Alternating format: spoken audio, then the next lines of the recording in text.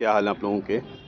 और बहुत दिनों बाद आजकल लेक्चर के एग्ज़ाम में हम लोग लगे हुए थे और 2-3 बैचेस चल रहे थे, तो उस बैचेस में हम प्री के एग्ज़ाम की तैयारी करा रहे थे। लेकिन आप देख ही रहे हो कि माध्यमिक शिक्षा विभाग से एक लेटर जारी हुआ है, तो उसी के परिप्रेक्ष्य में मैं ये वीडियो बना रहा हूँ। थोड़ा सा आपको डिस्टर्बेंस फील होगी, लेकिन मेरे पास अभी यही टाइम था।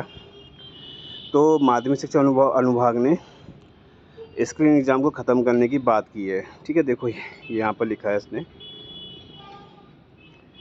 कि उत्तराखंड विशेष अधीनस्थ प्रवक्ता संघ संशोधन सेवा नियम 2025, ठीक है, इसके बारे में लिखा है इसने।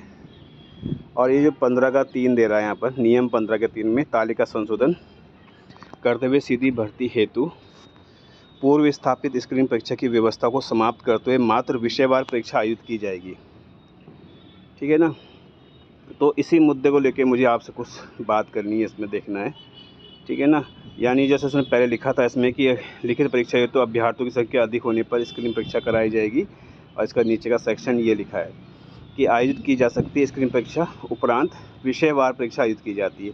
यानी अगर बच्चों की संख्या बढ़ेगी तो ऐसा ही नियम पहले था। अब इसमें जो दूसरा आ रहा है इसमें नियम ये है कि एतद द्वारा प्रतिस्थापित उपनियम, इसमें लिखा हुआ है कि विषयवार सूची तैयार करेगा इसमें। और यहाँ पर नीचे कहीं पर भी क्या है, ये बात नहीं लिखी गई है कि प्री एग्ज़ाम होगा, ठीक है ना, स्क्रीन एग्ज़ाम होगा। तो ये खबर तो देखो सब जगह फैली गई है।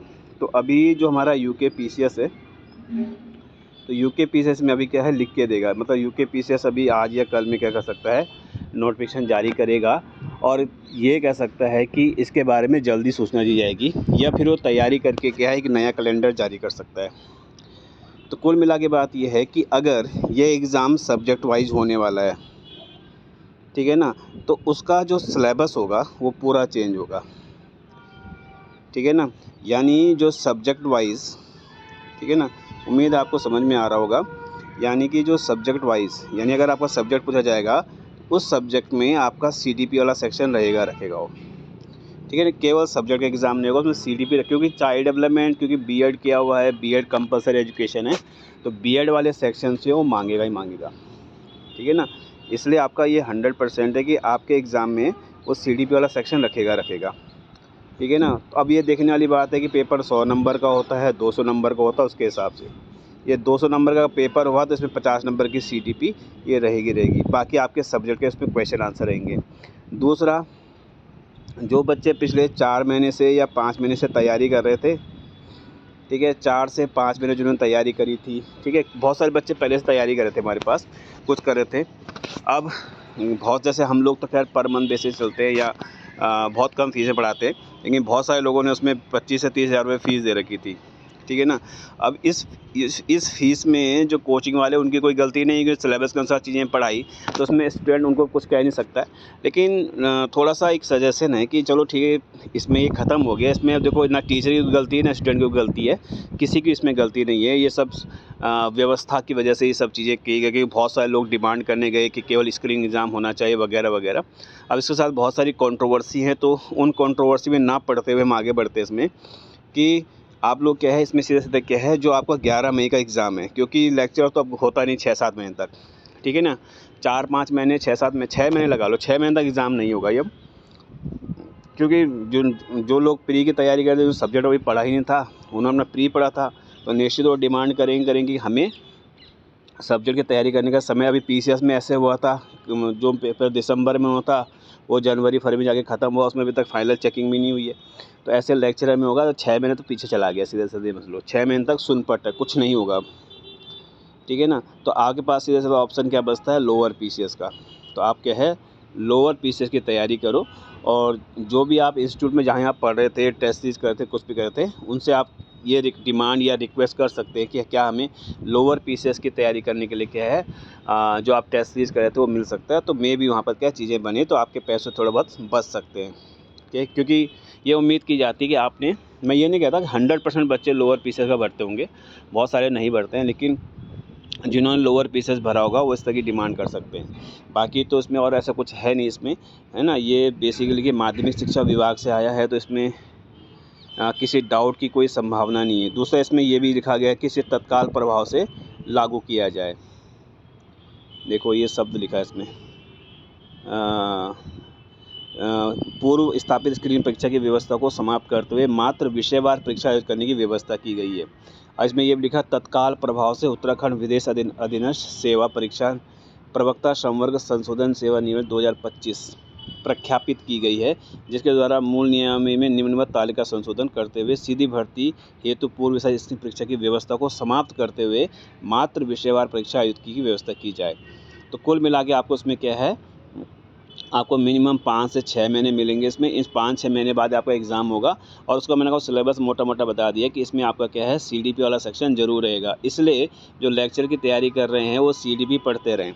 ठीक है, CDP नहीं छोड़ना है, CDP पक्का पेपर में रहेगा।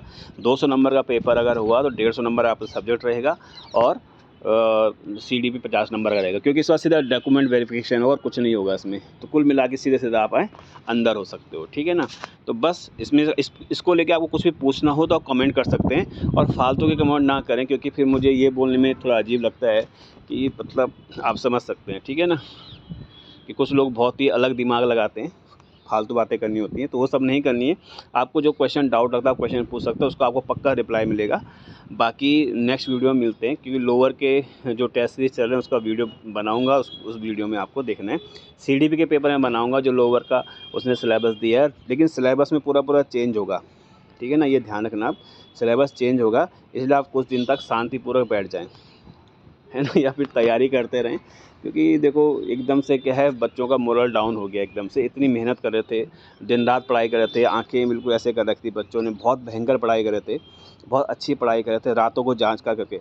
बहुत सारे तो परिवार वाले हैं जिनके बच्चे हैं, 2 बच्चे हैं, 2 बच्चे हैं, 3 बच्चे हैं, किसी का 1 बच्चा है, किसी की पत्नी की डिलीवरी है, किसी का कुछ है, किसी कुछ। लेकिन उन सब चीज़ों को मैनेज करते हुए हमारे साथ और हम उनके साथ बहुत अच्छे से मेहनत कर रहे थे। ऐसे बच्चे जो बहुत ज़्यादा मेहनत करते हैं उनको क्या है, एक बहुत बड़ा झटका लगा। ये बहुत बड़ा झटका है, बहुत बड़ा ज़ोर का झटका है।